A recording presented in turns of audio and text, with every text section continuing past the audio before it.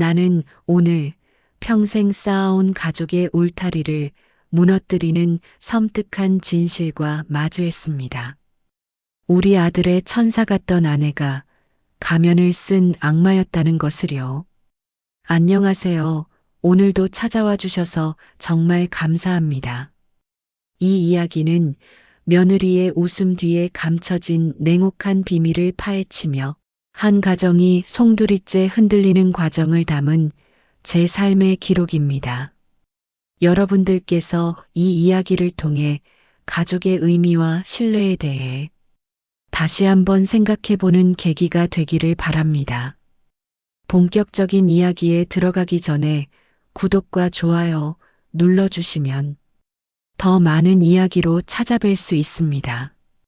그럼 지금부터 저희 가족의 아찔한 이야기가 시작됩니다. 우리 며느리 수진이는 늘 예쁘게 웃는 얼굴이었다. 작은 아들에게 시집온 순간부터 늘 내 마음을 편안하게 해주는 그런 아이였다. 우리 아들은 복도 많지. 다들 수진이 같은 며느리 두라고 입이 마르도록 칭찬을 했다. 하지만 언제부턴가 그 웃음이 섬뜩하게 느껴지기 시작했다. 그녀는 여전히 눈웃음을 치며 나를 어머니하고 불렀지만 내 안의 불안감은 점차 커지고 있었다. 이 평온한 일상 아래 차가운 얼음장 같은 균열이 숨어 있다는 것을 그때는 알지 못했다. 나는 지금 설명할 수 없는 불안감에 휩싸여 있으며 내 촉이 틀리지 않기를 바라는 동시에 이런 나 자신에게 자괴감을 느꼈다. 평화롭던 우리 집에 드리워진 그림자의 시작이었다.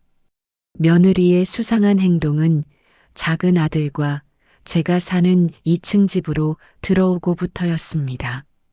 낮에는 완벽한 며느리이자 아내였지만 밤만 되면 다른 사람처럼 변했습니다.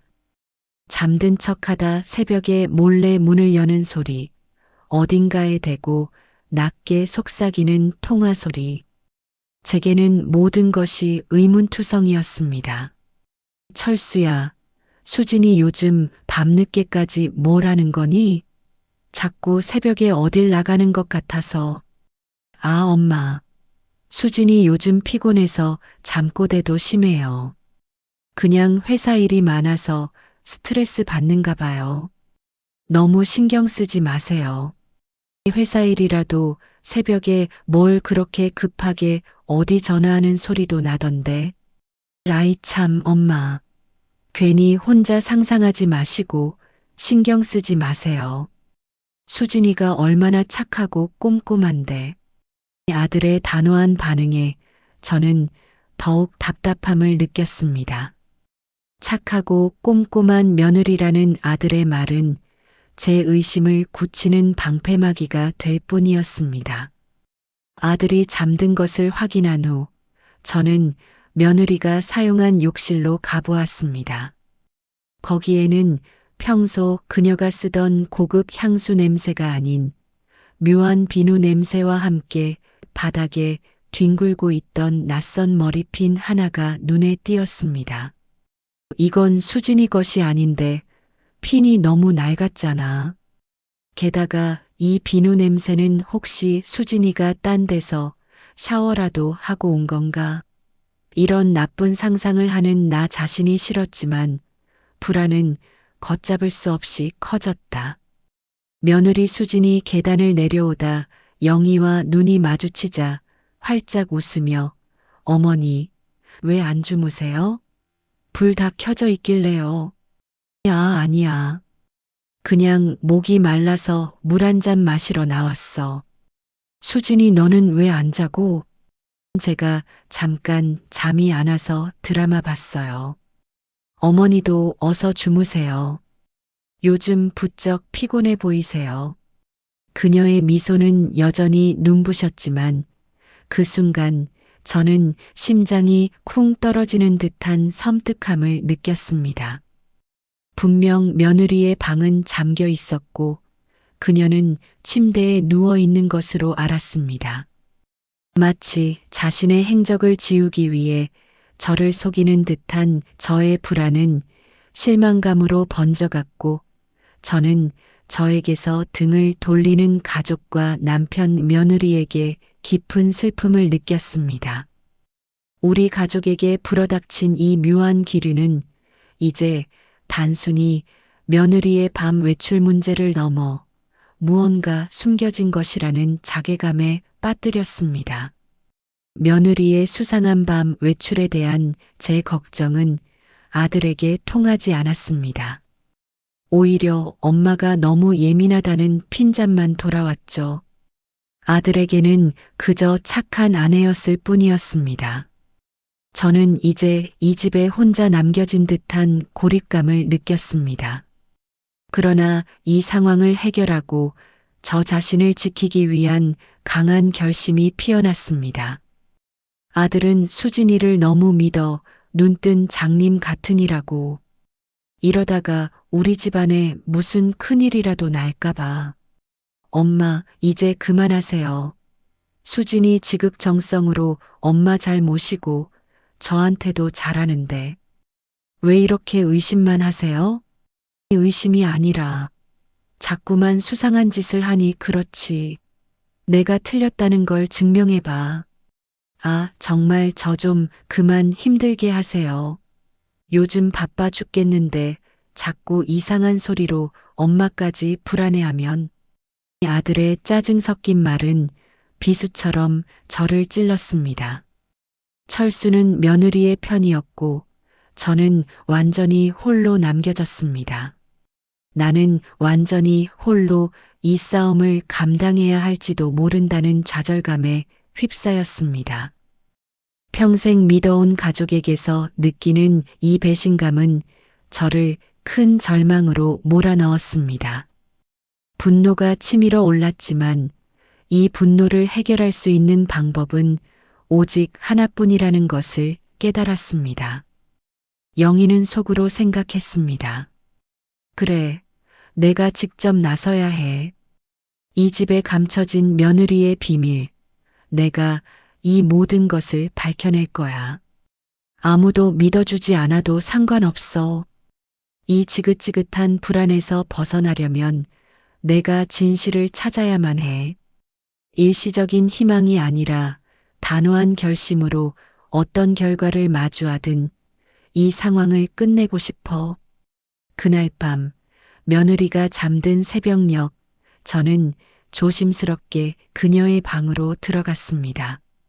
아들은 깊이 잠들어 있었고 제 발걸음 소리조차 들리지 않았습니다.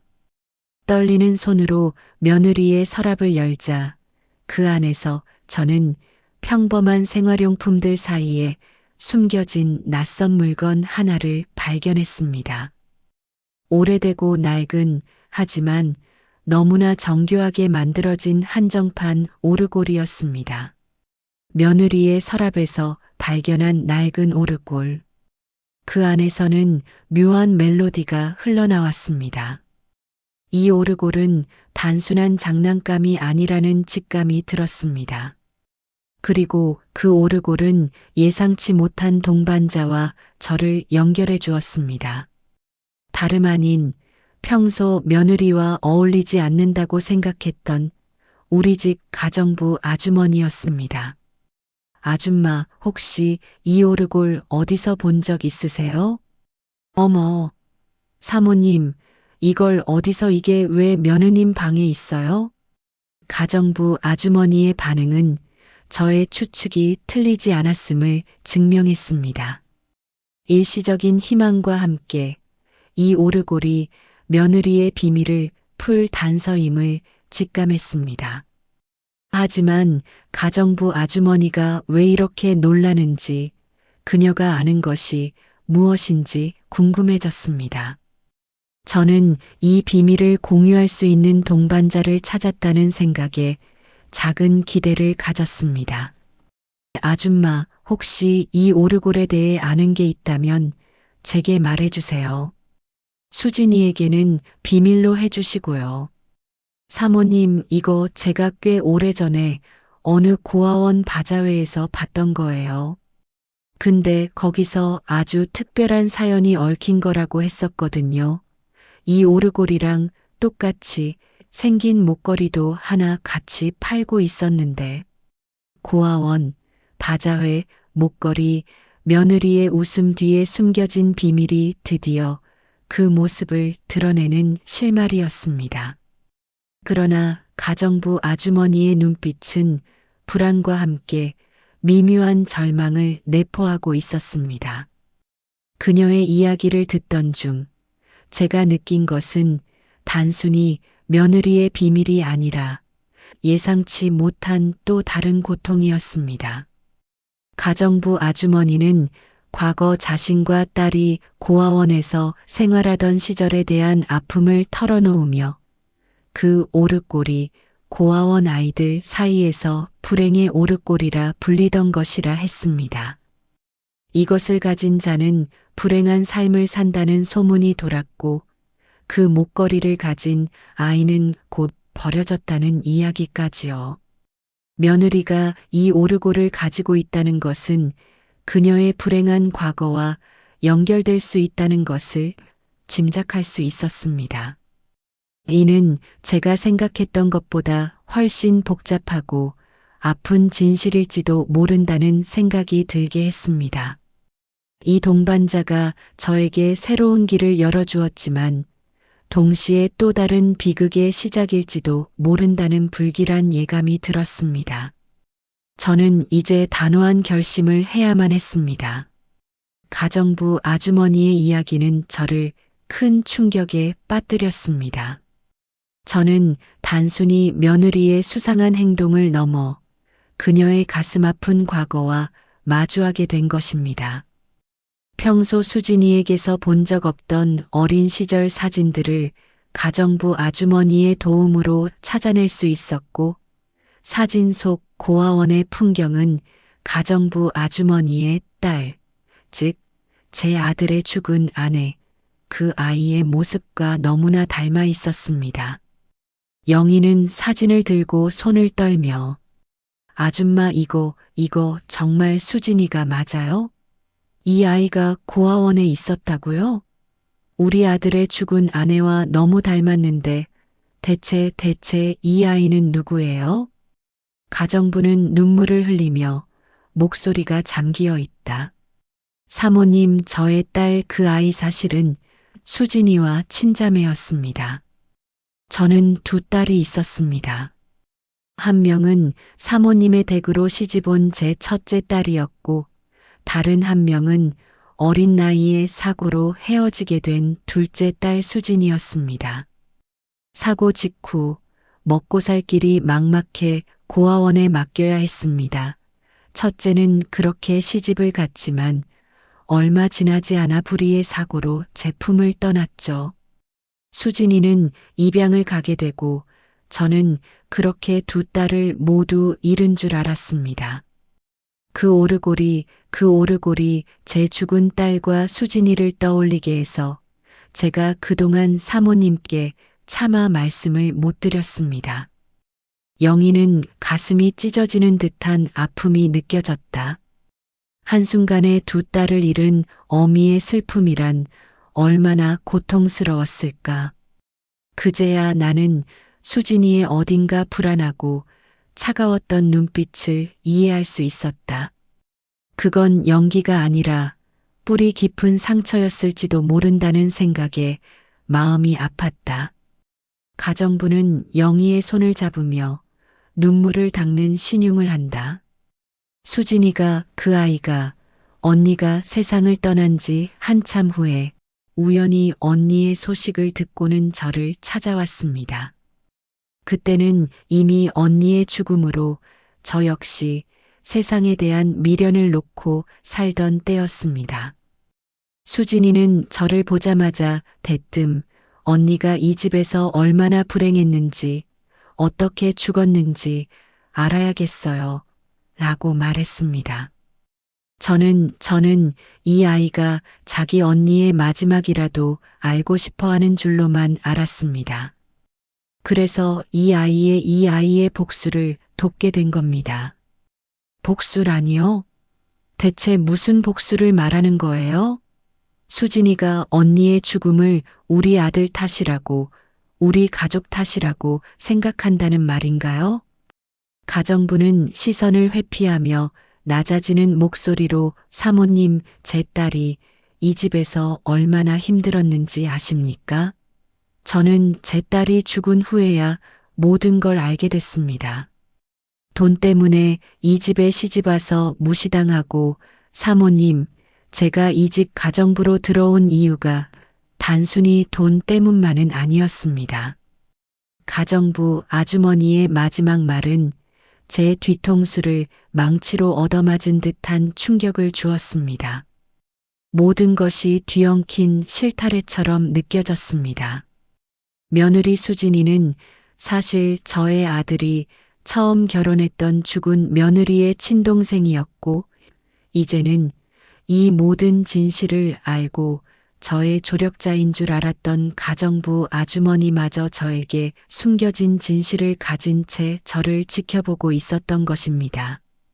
그녀 역시 복수의 칼날을 갈고 이 집에 들어온 것이었을까? 소름 끼치는 이 이중적인 배신감, 그녀의 따뜻했던 눈빛 뒤에는 무엇이 숨겨져 있었을까? 통쾌함은 온데간데 없이 사라지고 이제 저는 저를 둘러싼 모든 것이 위협적으로 느껴졌다. 가족사가 밝혀졌다는 안도감도 잠시, 또 다른 거대한 절망이 몰려왔다. 이것은 복잡한 가족사를 넘어 훨씬 더 섬뜩하고 치밀한 계획이었다는 것을 직감했다. 며느리의 이중 생활은 단순히 이기적인 행동이 아니라 잊지 못할 가족사를 품고 있었습니다. 냉정하고 침착하게 상황을 분석해야 했습니다. 이제 저는 더 이상 누구도 믿을 수 없었습니다. 저는 스스로를 방어하고 이 숨겨진 진실을 어떻게 풀어낼지, 그리고 저를 둘러싼 이 두 개의 진실 앞에서 어떻게 살아남아야 할지 고민했습니다. 철수가 화를 내며 엄마, 요즘 자꾸 중요한 집문서랑 회사 서류가 안 보여요. 혹시 엄마가 다른 곳에 두셨어요? 설마 수진이가 가지고 간 거 아니니? 아니, 수진이가 왜 이런 짓을 해요? 엄마, 수진이 왜 계속 의심하시는 거예요? 아들의 날 선 목소리가 비수처럼 날아왔습니다. 저는 혼란에 빠진 아들에게 가정부 아주머니와 며느리의 충격적인 관계를 차마 말할 수 없었습니다. 말을 해봤자 오히려 제가 모함하는 것이라고 몰릴까 두려웠습니다. 아들은 여전히 며느리 수진이를 맹목적으로 믿고 있었고, 며느리 수진은 완벽한 연기로 저를 점점 더 고립시켰습니다. 며느리 수진은 눈물 글썽이며 어머님, 제가 뭘 잘못했길래 저를 그렇게까지 의심하세요? 제가 이 집 며느리로 들어온 이후로 얼마나 최선을 다했는데요. 어머님의 의심 때문에 철수 씨와 저의 관계마저 흔들리고 있어요. 그녀의 능숙한 눈물 연기에 아들은 완전히 넘어갔습니다. 아들은 제게 며느리를 의심하는 일은 그만두라고 윽박질렀고, 저는 말없이 눈물만 삼켰습니다. 영희는 속으로 생각했습니다. 그녀의 눈물은 진실이 아니라 치밀하게 계산된 복수의 도구였어. 내 아들은 눈을 감은 채 절벽으로 걸어가고 있는데 나는 아무것도 할 수 없어. 이 모든 것을 막아야 해. 하지만 누구도 나를 믿어주지 않아. 대체 이 복수의 끝은 어디일까? 나를 지켜보던 그 가정부의 따뜻한 눈빛 뒤에 숨겨진 차가운 칼날, 가족이라는 이름의 울타리가 한순간에 산산조각 나는 듯한 배신감은 나를 숨쉬게 할 수 없을 정도로 억제어 왔다. 아들은 저와 상의 없이 급작스럽게 회사의 중요한 프로젝트 투자를 결정했고, 거의 모든 자산을 투자하는 무모한 결정을 내렸습니다. 평소 신중하던 아들이었습니다. 저는 직감했습니다. 이 모든 것이 며느리의 계략임을. 그러나 아들은 저의 말을 듣지 않았고 오히려 수진이가 나를 전적으로 믿어줬다며 제 불길한 예감을 무시했습니다. 설상가상으로 가정부 아주머니마저 사라졌습니다. 이제는 모든 것이 끝났다는 절망감이 저를 덮쳤습니다. 영희가 속으로 생각했습니다. 두 모녀의 치밀한 복수국 내 아들이 바보 같아서 당하는 것이 아니었어. 치밀한 증오가 만든 완벽한 거짓이었다는 것을 그제야 깨달았다. 대체 언니의 죽음에 무슨 일이 있었길래 이렇게까지. 모든 것이 무너진 최악의 순간, 저는 이대로 주저앉을 수 없다는 단호한 결심을 했습니다. 이 아들이 전 재산을 건 투자가 실패로 돌아가고 우리 가족은 절망의 구렁텅이에 빠졌습니다. 며느리 수진과 가정부 아주머니의 복수는 예상보다 훨씬 치밀하고 가혹했습니다. 모든 자산을 잃고 패닉에 빠진 아들을 보며 저는 가슴이 찢어지는 듯 했습니다. 영희는 마음속으로 생각했습니다. 이 지독한 복수의 칼날이 결국 나의 아들을 이렇게 만들었구나. 이 모든 것을 끝내야 해. 내가 직접 나서서 진실을 밝히고 이 악몽을 멈춰야 해. 수진아, 대체 이게 다 무슨 짓이니? 언니의 죽음에 대해 우리가 감당해야 할 몫이 있다면 내가 책임질게. 하지만 이 모든 것이 이런 식으로 우리 가족을 파괴할 만큼 정당한 복수라고 생각하니? 그리고 아줌마, 당신까지 이러면 안 되죠. 내 아들, 내 가족, 당신 딸들을 죽인 살인마라고 생각해도 내 아들을 이렇게 나락으로 떨어뜨릴 권리는 없어. 어머님, 이제야 저희의 진짜 모습을 보시는군요. 이 모든 게 언니의 복수이자 엄마의 복수입니다. 당신 아들이 언니를 죽게 만들었어요. 저는 당신 아들이 언니에게 했던 그대로 돌려주고 싶을 뿐이에요. 저희 엄마의 평생 한을 갚는 것일 뿐이라고요. 당신 아들이 내 딸을 죽였어. 돈 때문에 날 배신하고 도망가려던 당신 아들 때문에 내 딸이 죽었다고요. 광기 어린 외침이 온 집안에 울려 퍼졌습니다. 그제야 모든 조각들이 맞춰지는 듯 했습니다. 과거 아들이 사업이 망한 후 첫째 며느리와 금전적 문제로 다투다 사고로 며느리가 죽었을 때 제가 아들을 감싸기 위해 우발적인 사고로 모든 것을 덮었었습니다. 하지만 수진의 어머니는 그 사고의 진실이 단순히 사고가 아니라 아들의 무책임과 며느리를 향한 비난에서 비롯된 살인이었다고 믿고 있었던 것입니다. 내 아들이 죽인 살인마라니, 이 모든 것을 알면서도 내가 외면하고 있었던 것인가? 이 모든 것이 내 실수에서 비롯된 것인가? 그러나 아들이 의도적으로 죽인 것이 아니었어. 언니의 죽음에 얽힌 진실, 그 진실은 내가 지키고 싶었던 가족이라는 울타리를 산산조각 내는 칼날이었다. 이 숨겨진 진실을 알면 내 아들은 살아남지 못할 거야. 통쾌함 같은 것은 없었습니다. 오직 죄책감과 막을 수 없었던 비극 앞에서 자기 방어적인 절규가 터져나왔습니다. 저는 이 모든 사태의 원인이 된 아들의 과거와 이 모든 것을 모른 채 살아온 제 자신을, 그리고 두 모녀의 복수를 어떻게 막아내야 할지 막막했습니다. 이 아들이 전 재산을 걸었던 프로젝트가 실패로 돌아가고 모든 것이 무너져 내린 절망의 순간 우리 가족은 파괴의 끝에 서 있었습니다.